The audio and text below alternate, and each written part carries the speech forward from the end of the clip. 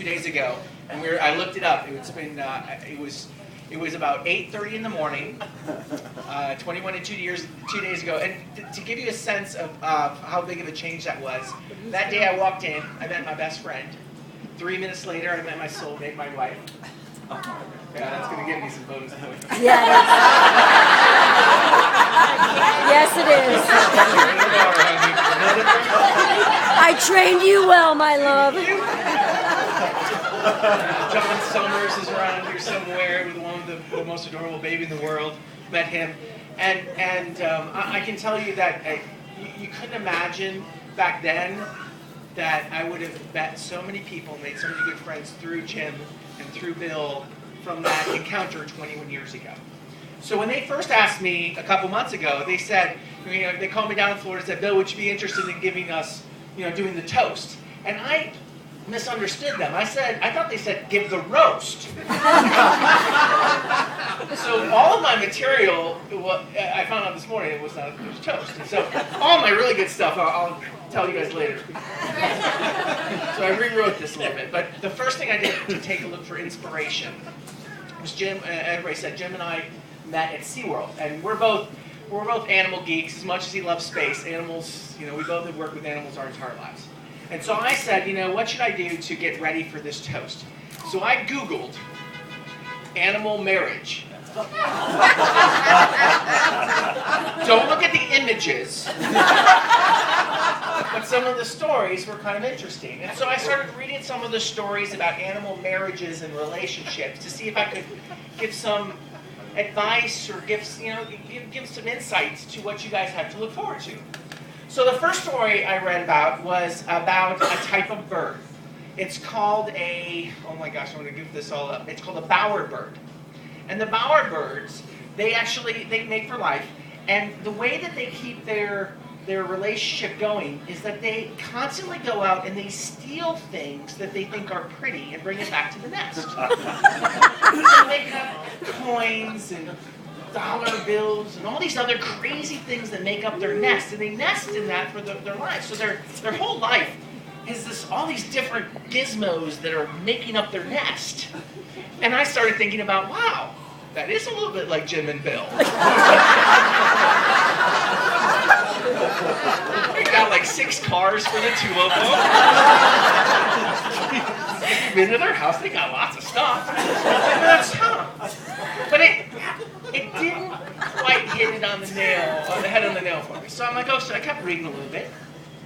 And then I read about the anglerfish.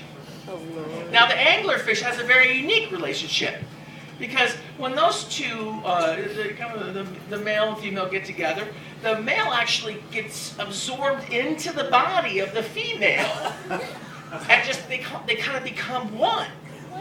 So I didn't think that was too good, but then those guys talked about the relationship 15 or whatever you said, and I'm like, well, maybe over time, all of us will just keep eating and we'll kind of merge into one big body. Not a pretty picture, but okay. So I continued reading. You two, be careful here. Good. So I then read the story about the hyena. Now, many of you might not know this, but I'm going to be delicate here. But there's no difference between male and female hyenas. There's no difference whatsoever. Not a difference at all.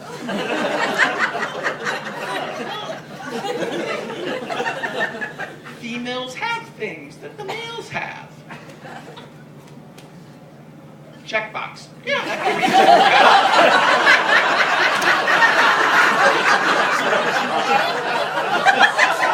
I'm glad all of you got it.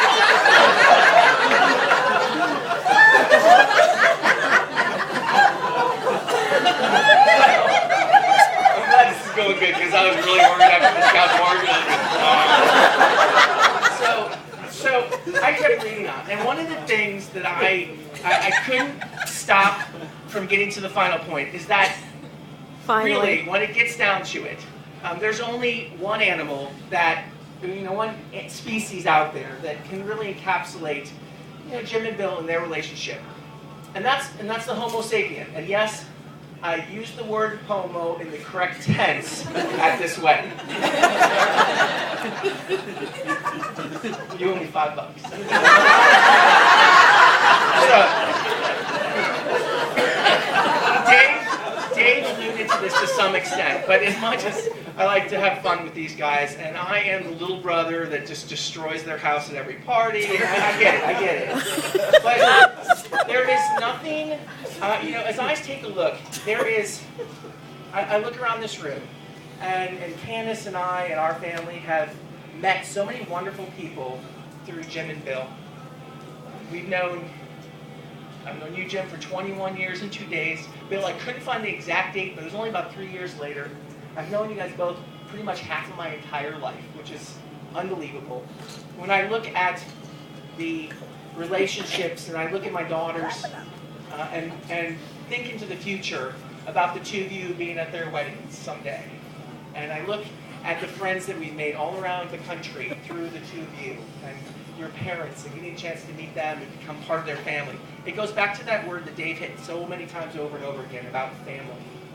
And that's really what this day is about. I know it's about the celebration of the union between the two of you, but it's also your ability to open all of us and invite you into now your new family.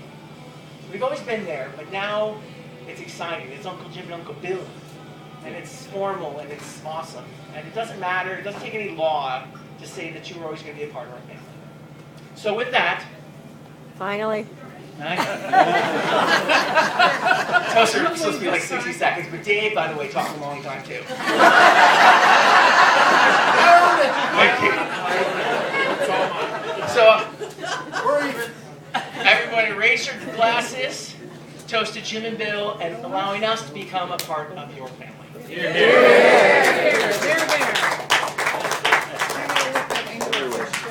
Cling, cling, cling, cling, cling, cling, cling. We have plastic. We'll figure out a way to do it. So that's it for speeches. That's it for talks. We gotta get. That's it for sisters.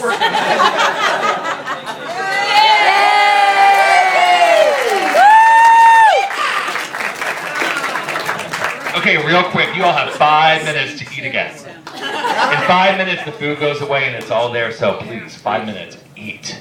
But the bar stays. But the bar's open until 11, and then when that closes, the other bar opens. So the music's gonna get a little loud, the neighbors are gonna get a little bit pissed, and it's okay, because it's Baltimore City, it's how it rolls here. Thanks to Dave, thanks to Bill.